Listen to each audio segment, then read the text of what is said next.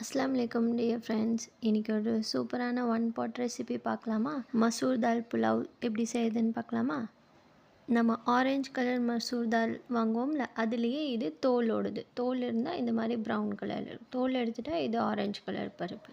ரொம்பவே quick and ஈஸியாக இதை செஞ்சிடலாம். ரொம்ப ஈஸியான ரெசிபி தான். நிறைய இன்க்ரீடியன்ட்ஸ் எதுவுமே தேவைப்படாது. வாங்க எப்படி செய்யுதுன்னு பார்க்கலாமா? நான் இதுக்கு ஒரு 3 மீடியம் சைஸ் வெங்காயம் எடுத்திருக்கேன். நான் அளவு ரைஸ் எவ்வளோ போட்டேன்னா, நம்ம உலக்கு சொல்வோம்ல, அதில் 1½ உலக்கு போட்டேன். உங்களுக்கு தெரிஞ்சால் வச்சுக்கோங்க, இல்லாட்டி உங்களோட ஓன் மெஷர்மெண்ட்டில் போட்டுக்கோங்க.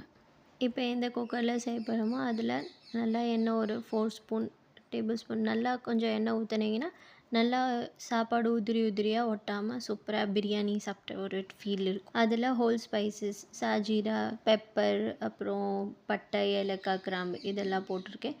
அதில் வெங்காயம் கட் பண்ணி வச்சுருந்த வெங்காயம் சேர்த்துருக்கேன். இந்த வெங்காயம் நல்லா வணங்கணும், நல்லா கோல்டன் ப்ரௌன் ஆகணும். ரொம்ப ப்ரௌன் ஆகாதில் ஒரு மீடியம் ப்ரௌன் ஆகிடணும். நான் வெங்காயம்லாம் உரிக்கிறதுக்கு முன்னாடியே அரிசியும் பருப்பும் ரெண்டையும் சேர்த்து ஒன்றாவே ஊற வச்சுட்டேன். இது ஒரு ½ அன் ஹவர் ஊறினா போதும். நான் இதுக்கு யூஸ் பண்ணியிருக்கிறது பச்சரிசி தான். நம்மளோட வெங்காயம் ஒரு கோல்டன் ப்ரௌன் இந்த அளவுக்கு ஆனதுக்கப்புறம் இஞ்சி பூண்டு பேஸ்ட் போட்டிருக்கேன். இதுக்கு நிறைய இஞ்சி பூண்டுலாம் போட தேவை, ஜஸ்ட் 1 ஸ்பூன் அந்த ஃப்ளேவருக்காக போட்டோம்னா சரி. இதுலேயே நம்ம சிக்கன் ஆர் மட்டன் கூட வேக வச்சு போட்டுக்கலாம். அது போட்டோம்னா இன்னும் கொஞ்சம் இஞ்சி பூண்டு எக்ஸ்ட்ரா போடணும். அதெல்லாம் போட்டு செஞ்சோம்னா நல்லா இன்னும் டேஸ்டியாக சூப்பராக இருக்கும். இது இஞ்சி பூண்டெல்லாம் வணங்கிட்டு இருக்கிறதுக்குள்ளே நம்ம தக்காளியும் பச்சை மிளகாவும் ரெண்டையும் சேர்த்து அரைச்சி வச்சுக்கலாம். இந்த அளவு நல்லா ஸ்மூத்தாக அரைச்சி வச்சுக்கோங்க. நான் சாப்பாட்டில் பொட்டேட்டோ சேர்க்க போகிறேன்.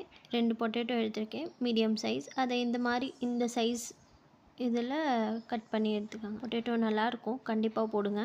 இந்த அளவு நல்லா எல்லாம் வணங்கினதுக்கப்புறம் அதில் தக்காளியும் பச்சை மிளகா 2 அரைச்சி வச்சுருக்கோம்ல, அதை போட்டுட்டு நல்லா வணங்கணும். எண்ணெய் கொஞ்சம் நல்லா ஊற்றுனீங்கன்னா டேஸ்ட் நல்லா சூப்பராக இருக்கும். கூட 1 ஸ்பூன் நெய் கூட ஊற்றிக்கோங்க. இப்போ இது வணங்கவே நம்ம இதுக்கு தேவையான எல்லா ஸ்பைசஸும் போட்டுக்கணும். உப்பு, மஞ்சள்தூள், லைட்டாக மிளகாத்தூள் போட்டிருக்கேன். ஏன்னா நான் பச்சை மிளகா 4 சேர்த்துருக்கனால. உங்களுக்கு எப்படி ஸ்பைஸ் வேணுமோ அவ்வளோ நீங்கள் யூஸ் பண்ணிக்கோங்க. 1 ஸ்பூன் மல்லித்தூள் இதெல்லாம் போட்டுட்டு லாஸ்ட்டில் கரம் மசாலா கொஞ்சம் போட்டிருக்கேன். இது இம்பார்ட்டண்ட், போடுங்க, ஃப்ளேவர் நல்லாயிருக்கும். ஒரு 2 டேபிள் ஸ்பூன் தயிர், இது எல்லாமே போட்டுட்டு ஒரு நல்ல மிக்ஸ் கொடுத்துடலாம். மசாலாவோட பச்சை ஸ்மெல் போனதுக்கப்புறம் நம்ம இதில் தண்ணி ஊற்றிக்கலாம். இது நல்லாவே வேட்டும். நல்லா எண்ணெய் பிரிஞ்சு வர அளவு நல்லா வணக்கிடுங்க. இப்போ இதில் நம்ம பொட்டேட்டோ சேர்த்துக்கலாம். இந்த ஸ்டேஜ்லேயே சேர்த்துக்கோங்க பொட்டேட்டோவை. பொட்டேட்டோவும் நல்லா இது கூட நல்லா மிக்ஸ் பண்ணி நல்லா ஒரு 2 மினிட்ஸ் நல்லா வணங்கிடுச்சுன்னா அதுக்கப்புறம் நம்ம தண்ணி ஊற்றிக்கலாம். நான் ஃபஸ்ட்டு அந்த டொமேட்டோ அரைச்ச ஜாரை கழுகி தண்ணி ஊற்றிருக்கிறேன். அதுக்கப்புறம் நம்ம சாப்பாட்டுக்கு எப்போவுமே எவ்வளோ தண்ணி யூஸ் பண்ணுமோ 1:2 ரேஷியோவில் அதே மாதிரி அந்த அளவே தண்ணி ஊற்றிக்கோங்க.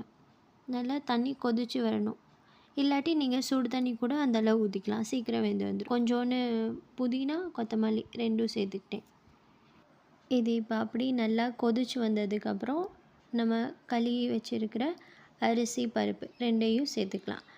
ரொம்ப ஈஸியாக இந்த ரெசிபி செஞ்சிடலாம், ரொம்ப குயிக்காக செஞ்சிடலாம். டைம் அதிகமாக ஆகவே ஆகாது. 1 பாட் ரெசிபி தான், நம்மளுக்கு நிறைய ஜாமானமும் கழுக தேவையில்லை, ஒரே இதில் வேலை முடிஞ்சிடும். நீங்கள் இந்த மசூர் தால் யூஸ் பண்ணலைன்னா இப்போ யூஸ் பண்ணி பாருங்கள், டேஸ்ட் சூப்பராக இருக்கும். அதை ரொம்ப வேக வைக்கணும்னு தேவையில்லை. ஃபஸ்ட்டு அது தானாகவே சாப்பாடு கூடயே வெந்துடும். ஜஸ்ட் ஒரு ½ அன் ஹவர் ஊறினாவே போதும்.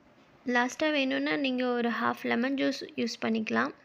இப்போ மூடி போட்டு நான் ஒரு 2 விசில்ஸ் தான் விட்டேன். 2 விசிலில் நல்லா சூப்பராக வெந்துருச்சு. நல்லா தானாக ஆவி அடங்கினதுக்கப்புறம் எடுத்து காமிக்கிறேன் பாருங்கள், எவ்வளோ சூப்பராக உதிரி உதிரியாக வந்திருக்குதுன்னு. எல்லாத்தையும் ஒரு மிக்ஸ் கொடுக்கறதுக்கு முன்னாடி ஒரு ஸ்பூன் நெய் ஊற்றிக்கங்க. நெய் ஊற்றி மிக்ஸ் எல்லாத்தையும் கிண்டி விட்டிங்கன்னா சூப்பராக இருக்கும். நான் இது டின்னருக்கு தான் செஞ்சுருந்தேன். எப்போயாச்சும் சீக்கிரமாக டின்னர் செய்யணும், எதுவும் கிரேவியோ இல்லை சப்பாத்தி செய்ய என்ன செய்யணும்னு யோசிச்சுட்டு இருந்தீங்கன்னா இது ஒரு 1 பாட் ரெசிபி, சீக்கிரமாக செஞ்சு முடிச்சிடலாம். கண்டிப்பாக ட்ரை பண்ணி பாருங்கள். அப்படி ட்ரை பண்ணிங்கன்னா எனக்கு ஷேர் பண்ணுங்கள், எனக்கு ரொம்ப ஹாப்பியாக இருக்கும்.